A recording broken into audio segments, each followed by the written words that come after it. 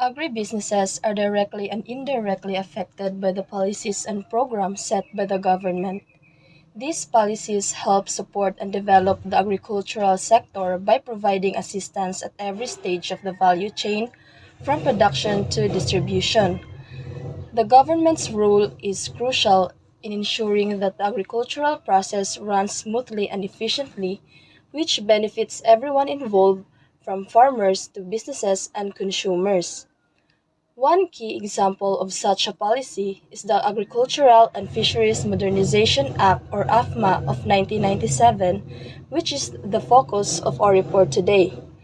AFMA was designed to improve the agricultural and fisheries industries in the Philippines by introducing reforms and providing financial and technical support. This law helped modernize farming practices, increase productivity, and strengthen the overall agricultural value chain. In this report, we will dive deeper into the key sections of AFMA. In Section 1, it simply provides the official title of the law. It formally names the legislation as the Agriculture and Fisheries Modernization Act of 1997. Next is the Section 2, or the Declaration of Policy.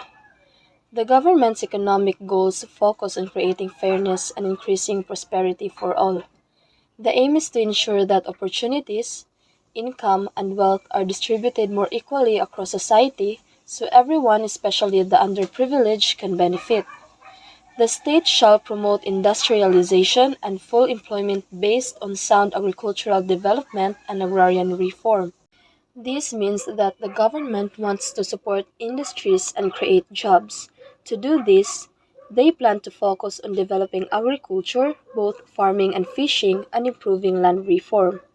The goal is to build industries that use the country's human labor and natural resources effectively, so these industries can compete both locally and internationally. This will help all parts of the country to develop, and private businesses like companies and cooperatives will be encouraged to spread ownership more fairly among the people. It hereby declare the policy of the state to enable those who belong to the agriculture and fisheries sector to participate and share in the fruits of development and growth.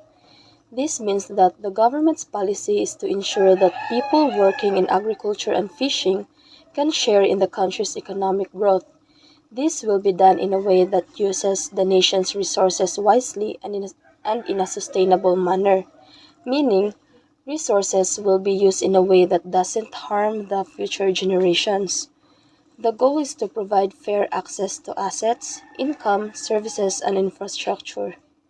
The state shall also promote food security. The government is committed in ensuring there is enough food for the country, especially staple foods like rice and corn. They will focus on producing enough of these foods to meet the country's needs. The government will support farmers to make sure rice and corn production is sufficient to feed the population. The state shall also adopt the market approach in assisting the agriculture and fisheries sectors. The government will use a market based approach, which means relying on supply and demand in the economy to help farmers and fishermen. They recognize the agriculture and fishing are important not just for food, but also for protecting the environment and promoting balanced development in both cities and rural areas. At the same time, they will make sure to protect consumers, especially those with low incomes. The government will also encourage farmers to grow more profitable crops to help improve their income. The government aims to help the agriculture and fisheries sector grow and become self sufficient. To achieve this, it has set out several key principles that will guide its actions. First is the poverty alleviation and social equity. The government shall ensure to make sure that poor communities, especially those in areas with low productivity, have equal access to resources, job opportunities, basic services, and infrastructure. By doing this, the government hopes to improve the quality of life for these groups and reduce the gap between them and wealthier sectors of society. Second is the food security. The government will ensure that food is always available, sufficient, affordable, and easy to access. This means making sure that there are enough food supply for everyone and that people can buy food at reasonable prices. Third is rational use of resources. The government will carefully plan how it spends public money on agriculture and fisheries. The goal is to use limited resources wisely and effectively, ensuring that investments bring the best possible results for the sector. Fourth is the global competitiveness. The government will work to make the agriculture and fisheries sector more competitive. This means improving the ability of local farmers and fishers to compete in both the domestic or local market and international markets, helping them grow and succeed. Fifth is the sustainable development. The government aims to promote development that balances growth with protecting the environment. This means being careful about how natural resources are used in agriculture and fisheries, ensuring that these resources are preserved for future generations. Sixth is the people empowerment. The government will give people more control over decisions that affect their lives. It will do this by allowing citizens to take part in policy making and decision making processes. Citizens can participate directly or through their elected representatives. The government will also make sure people have access to the information they need to make informed choices. The last one is the protection from unfair competition. The government will protect small farmers and fishers from unfair business practices, like monopolies or situations where a few large companies dominate the market. It will create policies that give small producers easier access to credit and support systems, such as cooperatives, that can help them sell their goods fairly. Next is the Section 6 or Network of Areas for Agricultural and Agro-Industrial Development.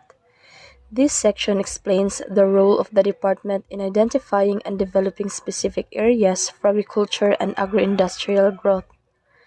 We have here the identification of SAFDZ. Within 6 months after the approval of the Act, the department must work with local governments, other relevant government agencies, non-government organizations, and farmers and fisherfolks groups to identify areas called Strategic Agriculture and Fisheries Development Zone. These zones will be protected areas specifically for agricultural and agro-industrial development, ensuring land is used efficiently and sustainably for producing food, non-food products, and promoting industries related to agriculture. The SAFDZs are intended to be the centers where development in agriculture and fisheries can happen in a way that is both environmentally safe and socially responsible. They aim to support the growth of these sectors while considering the welfare of the local communities and the environment. So we have here the criteria for identifying SAFDC. First is the agroclimatic conditions. Areas should be chosen based on their climate and environment, which make them suitable for growing certain crops, raising animals, or producing aquatic products. The second one is the strategic location. The area should be in a good location for building infrastructure like roads, factories, or processing plants, and for developing agriculture or fisheries industries. The third one is the market access. The area should be well placed to develop markets for the products both locally and internationally, making it easier to sell what's produced. The last one is the support for farmers and fisherfolk. The area should have many agrarian reform communities, small farmers, or small fisherfolk. This group will benefit from the development and improvements in the area. Once the SAFDZs are identified, Each zone must have a comprehensive development plan. This plan will include details on production, processing, investment, marketing, human resources, and protecting the environment. This ensures the growth of agriculture and agro-industries is well-rounded and sustainable. Next is the Section 7 or model farms. This section states that the department, in partnership with local government units and relevant agencies, can choose certain agrarian reform communities and other areas within the SAFDZ to be developed as model farms. These areas will be suitable for large-scale farming.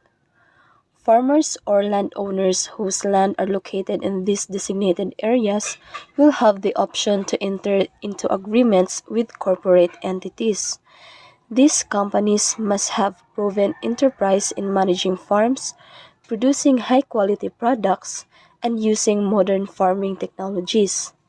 They should also have the necessary resources like skilled workers, capital, credit, and access to markets in line with existing laws. This arrangement aims to improve farm productivity and efficiency. Next is the Section 8 or mapping. This section explains that the department, through the Bureau of Soil and Water Management, will work with other agencies like the National Mapping and Resource Information Authority and the Housing and Land Use Regulatory Board to create detailed maps. These maps will show areas suitable for agricultural and non-industrial development in all municipalities and cities. The Bureau of Soil and Water Management can also ask other agencies for technical help and support to complete this task.